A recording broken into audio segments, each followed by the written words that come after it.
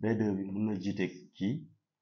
mun na jiite kii en fait ñaar ñi B1 bi ak B1V bi B2 bi moo leen jiite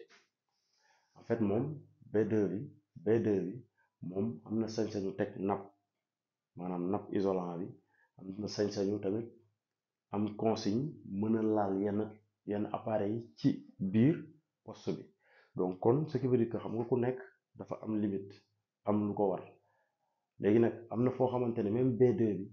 day taxaw xaar BR bi ok foofu tamit ñu lu jot a baaxel ci habilitation yi que un BR par exemple tey comme man nii rek disons man ma nekk tey un gars boo xamante ne tey bon def naa sama high en fait sama niveau ci électricité si samay jàng samay diplôme bëri na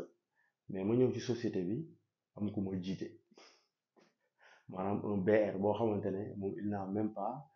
le BFM même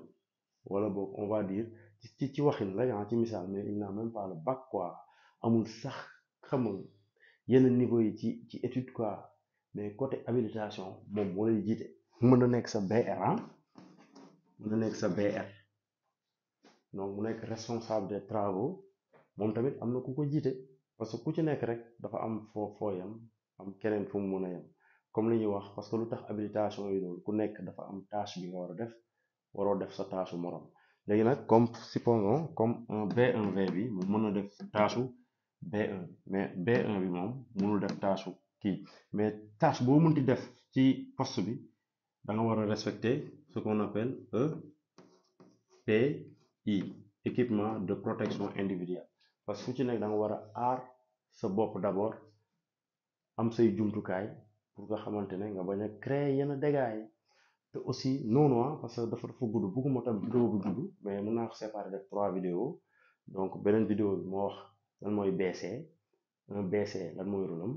comprendre nga bien vrai que moom moo nekk responsable des travaux bi moo leen ëmb ñoom ñëpp mais moom lan mooy rôle am te am na fu xamante ne bu fa eggee day moom warul laal li kee moo war a ñëw laal lii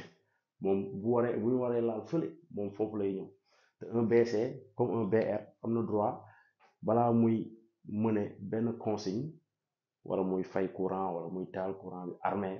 armée jege équipement yi nga xamante ne ay en fait ay comment dire on va dire non isolé quoi am na équipement yoo xamante ne amul isolant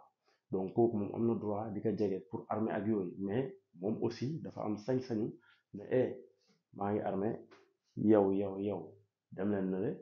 moom loolu moom mooy rôle am moom moo war a armée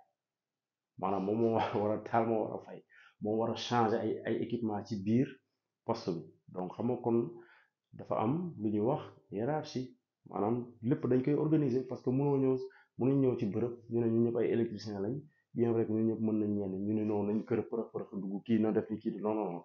dafa am ce qu'on appelle protocole donc électricité tam loolu la tamit quoi comprendre ngeen comme ñu bañ ko xam comme